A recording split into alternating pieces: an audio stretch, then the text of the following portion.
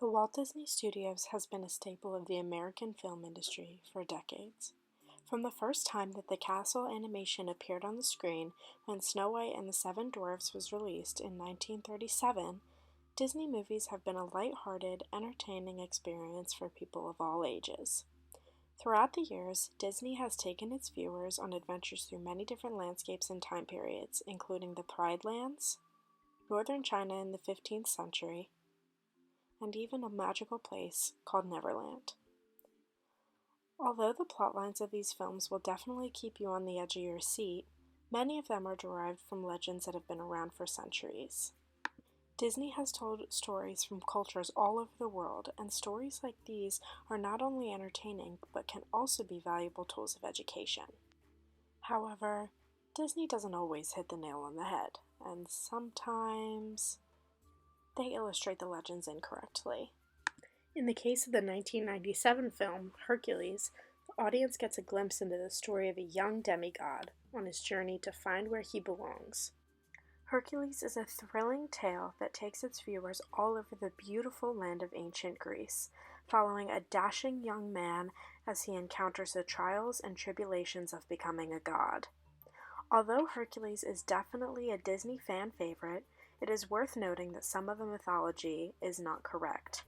There are a few parts of the movie in which myths are inaccurately represented, starting at the beginning of the film when Hercules is just a young child.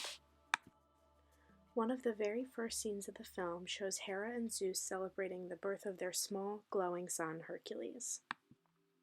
Zeus and Hera appear to be in love, and even more in love with the child that they just had together. The movie does capture Hercules' extreme strength correctly, and he can even be seen lifting his father above the crib in which he lays.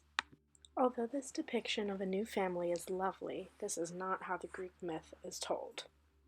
Hercules is said to have been the son of Zeus and a mortal woman named Alcmene, making him one of Zeus's many illegitimate children. For this reason, Hera hated the child and is said to have made many attempts on his life. According to mythology, Hera tried to prevent Alcmene from bearing Zeus and also tried to kill him when he was a very young child. She sent 2 serpents into his crib, but Hercules, being the demigod that he is, strangled the serpents before they could kill him. This part of the legend was kept in the Disney film, except the serpents were sent to kill Hercules by the primary villain, Hades.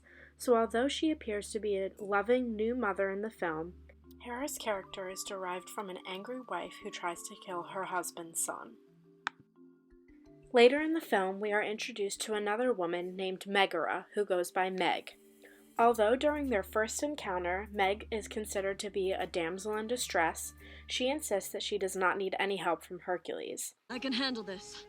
Meg declares herself to be fiercely independent and blows Hercules off immediately following his heroic action. Later in the film, however, the pair develops a relationship and they eventually end up together. Meg and Hercules' relationship is flirty and juvenile, however their story, according to legend, is much different. Megara is in fact the name of Hercules' first wife, but they do not meet in the same way as depicted by the film. Megara is the eldest daughter of King Creon of Thebes, and she is awarded to Hercules for his success in a battle. The couple bears a few children and seem to have a very happy relationship, but as we have discovered, there was a character who was not too keen on seeing Hercules lead an enjoyable life. Hera, according to Greek myths, was not pleased with Hercules and Megara's relationship, so she decided to interfere. One day, while Hercules was on an adventure, chaos erupted in Thebes. A man named Lycus killed Megara's father, King Creon, in order to pursue Meg and claim Thebes as his own. When Hercules returned home, he killed Lycus and reclaimed Thebes. However, just when he thought his fight was over, Hera stepped in. She created a haze of madness to come over Hercules, which caused him to brutally murder his wife and children. Obviously, this part of mythology is quite morbid and is most certainly not suitable for children, which is an adequate reason for Disney to change the real story. As we have discovered, the story of Hercules as depicted by Walt Disney Studios has different elements in comparison to the original Greek legends. Greek mythology has many norms that nowadays would be viewed extremely differently. A mother trying to murder her husband's son, and a girl being offered as a battle prize are not typically things we see happen in our daily lives. These are also not things that most people would consider appropriate for a child to witness. Taking all of this into account, we can understand why Disney changed the story of Hercules. Given all that we have learned about mythology and the story of Hercules' life, we can now conclude that parts of the Disney film were inaccurate. If the mythology behind the movie was left in its original form, children watching would be introduced to adultery, murder, and even human trafficking.